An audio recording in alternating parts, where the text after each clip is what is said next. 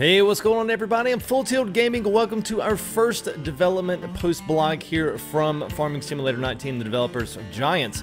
Now, we've got a lot to unpack this week. There's a few new developments. There's also a potential Easter egg of development, which I'm looking forward to hearing what more our community manager there with Farming Simulator 19 from Giant Software means when he says it. We'll take a look at that next here in our first development post blog here from Full Tilt Gaming. We'll see you here in 15.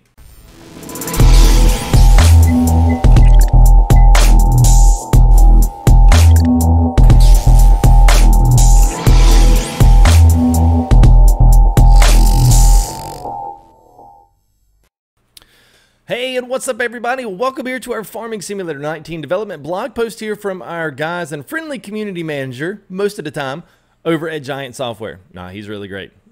He does some pretty cool stuff in his blog post, which he leaves a lot of unanswered questions. So we're going to look at that. First, we're looking at a couple of brand new screenshots here we're going to roll up as well on your screen so you can see this. Now, just in leading up to this, you can follow me at Twitter at Full Tilt. You can hit me, obviously, here at Full Tilt Gaming on YouTube. And obviously, there is our Discord link. So if you want to join the Discord, that link is there. Just put that Discord .G/ and then DZVW78W in there, and then you'll shoot it right to, or you can hit the link in the top of their lowest description.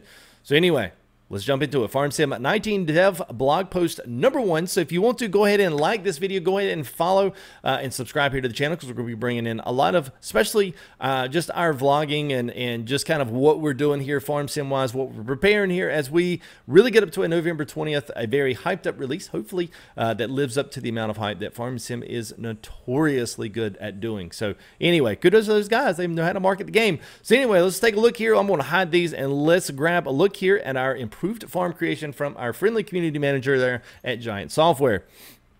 Now, first thing you'll look at here, run-up release of this, there is one central pillar that he really lays out, but there's a lot of questions in this. This is literally a 2-sentence little small paragraph, but there are so many questions in this that's unbelievable. So I'm just going to read it out. Central pillar new systems is a change to how owning the land works. Okay, that's fine.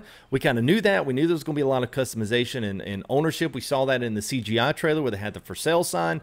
So we knew that buying garages, barns, farmhouses, being able to upgrade was going to be something that was going to be worked into how you economically move throughout the game as a farmer in Farm Sim 19. So you can also see here, rather than purchasing single fields, which we've always been able to do, so, you know, field 1, 2, 3, 4, 5, you're now going to buy tracts of land.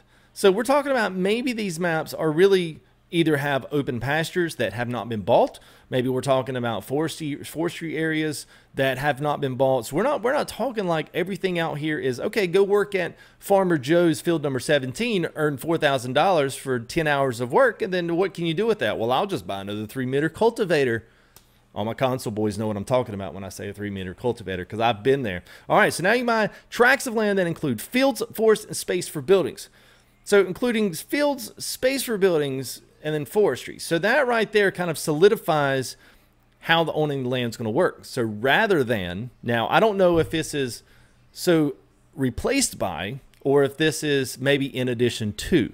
I don't know how these are going to work within how, we'll talk about the play modes, because that may be something that how this intertwines with the play modes may be different. So we'll look at that and also ask some questions about that as well. So now this is now yours to do with as you wish, creating new fields, placing silos, storage, placing pastures, which that's a big one, cutting down trees for lumber. So we're talking about buying tracts of land with certain amounts of acreage, I'm assuming, or hectares if you're talking about unless you're talking about arable land. Now, looking at both of those options too, if we're buying tracts of land that include fields, forests, place for buildings. So I wonder if you're going to, the field is already, let's say, going to be, done. It's going to be plowed up. It's going to be created. It's going to be in a square. It's going to be in whatever form a map modder does. Whether or not we're talking about an open field that could be there, but you're the one that has to create the field. So, the wheels now turn to how fully customizable this potentially can be. So a lot of questions in there that you're kind of looking at thinking, wow, I never really thought about it that way. So that's a little bit of an Easter egg. Now, here's the other, there's two, really three. So that's one. Here's the second one. I hope you guys are like, what? So let's look at this as well. So, and I want to make sure that I don't. Okay, I wanted to make sure that I didn't go that. All right, so let's look at new play modes. Let's look at a few new things because I've got some things that I think, or I got some things I think there may be questions that maybe we need to answer, but let's look at it. New play modes, new farmer, farm manager, and then start from scratch. We're looking at easy, medium, hard. Now, obviously, from anywhere up from the early farm sim days, every odd year through 11, then 13, and then 15, and then 17, and now 19, you've always had a certain amount of base equipment, and then all you had was the good sell for less, the harder you get, and the less money that you start with, and the less that everything's worth. So as you start on like a hardcore mode, or a hard mode is what we have in 17, you kind of have this idea that, well, you can start out with the same amount of equipment, whether you're easy or hard, but everything sells for a lot less, and then you start out with less money in the get-go, and also the loans that you can take out from any of the functioning bank, any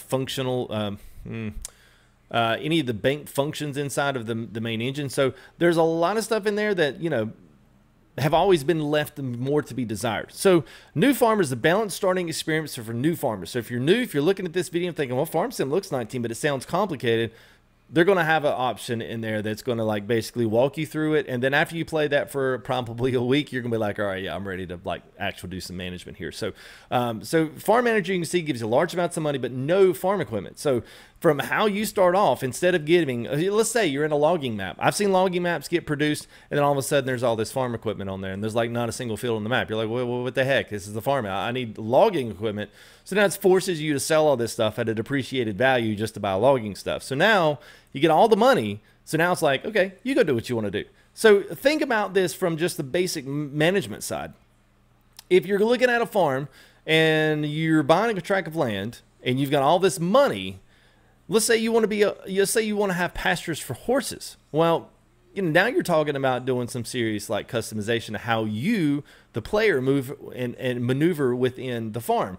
So we're not just talking just regular stuff here. We're talking about actually moving between cow pastures, probably sheep pastures, whether that's pig pens, and now horse pastures. So maybe you just want to focus on wheats and hays and other kind of food items there for horses, and have a nice couple of really nice big horse pastures out there. And that's what you spend a lot of your time doing. Maybe it's cattle. Maybe you don't want any animals at all. Guess what? That means you can do whatever you want to with it. So whether or not you want to have huge harvest stations or whether or not you want to do this, that's it. So the other thing is to look at start from scratch and just bump it up. So the most hardcore, enabling realistic settings, starting with no land, no farm, and limited money. So you're literally walking out into the desert to search for the oasis of water. You're working for the man. So you need to plan carefully. Excited to see which areas of the map become optimal starting locations under these conditions. So you might be looking at different areas of the map you might be starting. So look for the development. Look for the farm, the forums. Oh my gosh, not the farms. Look for the forums to really start to buzz with the best places to start different stuff, which would be cool to see how people individually do their stuff. Now, here's the other thing.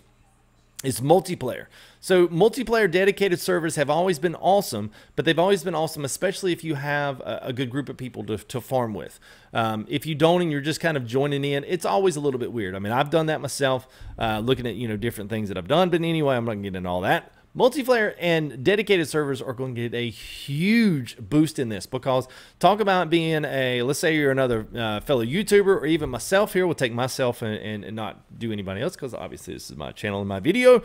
Let's say you jump into my dedicated server, and let's say we have optimal areas for people to own land. So they own land, they own farms.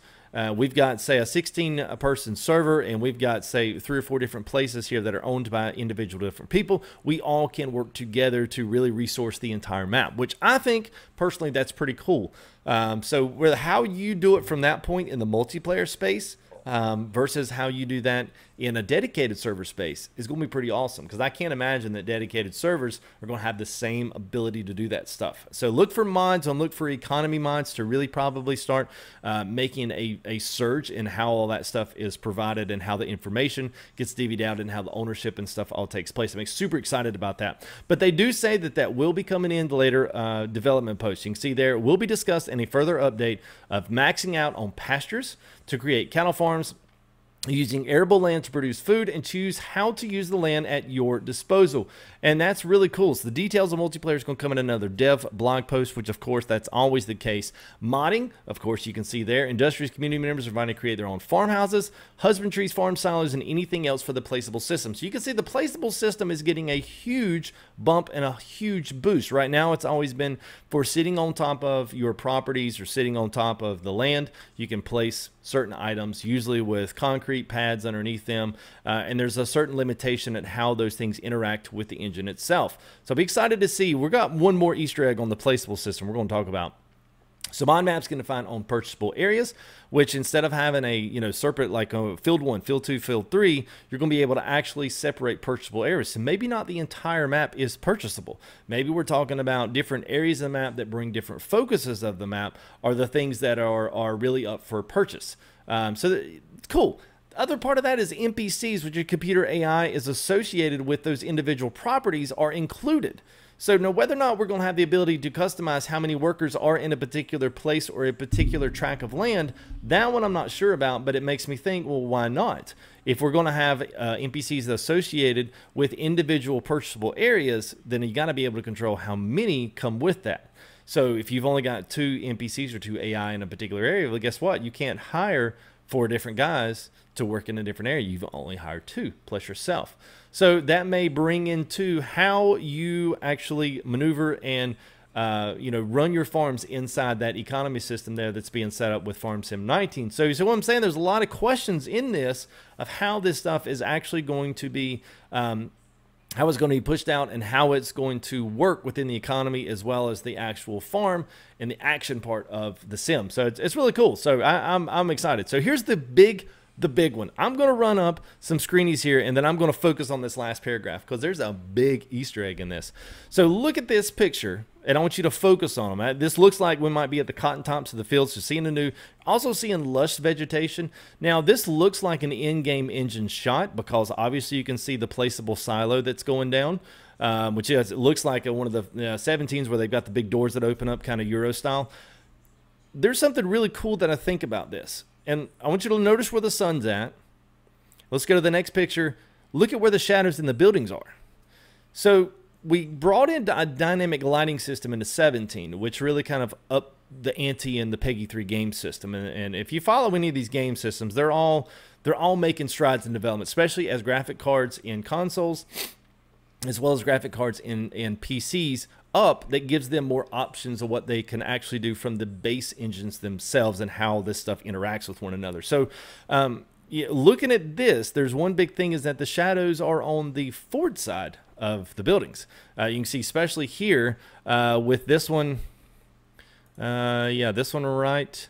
I don't know if it's going to let me do my mouse. It's not. Okay. The top right building there, you're going to be able to see where it's got a nice shadow on the foreground of it. So the sun's behind us and your shadows are in front. So now we might be talking about a dynamic shadow system. Are we talking skyboxes? I don't think so, considering that we have a sun. So if we have a sun that's actually here, not a bright spot on a texture, which is what 17 marks as a skybox. It's basically just this square that's set around the map itself in a really, high fashion that you kind of set your own graphics to. Now you also set where your light is from the sun. You also set where your light from the moon is. If this is dynamic, then are we talking about weathered systems here? Or are we talking about a spherical game engine design where the sun actually revolves around the map? So it gives you the night system as well as the daylight system. I don't know, but it really, really, really, really intrigues me. And it intrigues me because of this. So starting from nothing, work your way up to maximum efficiency. We should build the beautiful farm of your dreams in the most scenic locations this year, thanks to our overhauled graphics engine ? So it's obvious that they have overhauled the graphics engine.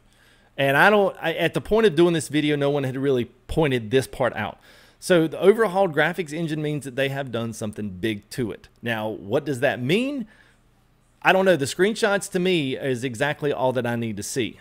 So let's stay tuned to that and let's see what happens with it. We're looking forward to seeing what you do in Farm Sim releases later this year. Well, I'm sure you are. Now, final Easter egg and our final kind of big epiphany here. I noticed this and I looked and I always look for where the community managers and people come back in. Look at this one. There are now underground placeables as well, like sand squares and stuff to place. First of all, I don't even know what a sand square is. I don't know what farmers actually use with a sand. I'm in North Carolina, and I've never known a farmer to say, yeah, we got a big pile of sand over there. Why do you have a big pile of sand? Most of them are like focused on other things in the farm, like not sand. But anyway, that makes me think, what are we talking about here? Now, don't get too far of this and think, oh my God, they're going to have terrain deformation squares. I don't know that I necessarily go that. But what I may look to, if they're overhauled graphics engine, maybe looking at a few other things, we might be talking about a big upgrade to fill planes, which are, let's say when you dump straw on the ground, let's say you dump something else on the ground, chaff. Let's say you drop grass on the ground, it piles up. Well, that's a fill plane. It's really nothing more than like a polygon that's draped over a collision, then it has a texture on it. And that's a fill plane. Like you fill up when you're tippers, and you got that little rising texture. That's nothing more than just a texture of a fill plane that simulates volumetric change in, your particular tractors, tippers, and whatever else. If you're going that far down the road, sand squares and stuff, are we talking about placeables that actually can go in the ground? So we're talking about a different interaction system with the actual collision of the surface of what we drive tractors on, plow, and all the textures kind of fit and file on. So, looking at a lot of that stuff, I mean, you could definitely be talking about an upgrade in how this stuff works. So that's really the big one right there. Underground placeables, I am going to be so interested to see where else they go from there on the sand squares and stuff. That's such a loaded question. So anyway, so that's it on this one. There's so much information on this. I hope you enjoyed this. Leave a like here and leave a subscription. If you want to keep up with more of our dev blog posts, this has been actually really fun kind of breaking down and reading through all of this and seeing something as simple as punctuation. Like, that's a killer. That's crazy. So anyway, improved farm creation development blog post number 1. We are doing a lot of stuff now for 17, a complete summer farm series. So come check us out live streaming, usually nightly, 10:30 p.m. Eastern Standard Time. Come check us out. Come say hey, especially if you were an old farm fan here with Full Tilt Gaming back in the past.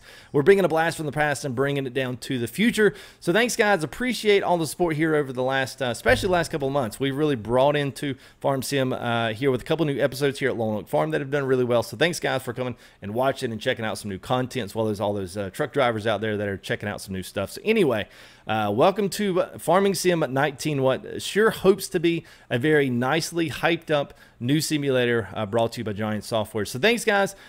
Stay tuned here for the next dev blog post number 1. Whenever these boys drop it, we're going to be right on it. So make sure you leave a like and make sure you subscribe.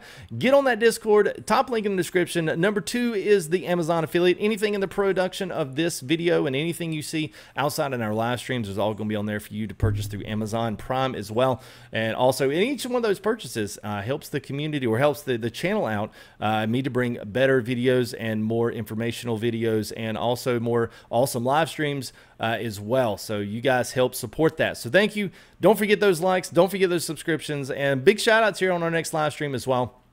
I'm going to go do some other things and get ready for some other stuff. It's been a busy day, and this is awesome to have this news drop in the lap this morning. So anyway, guys, we'll see you on the next blog post. We'll see you guys. Peace.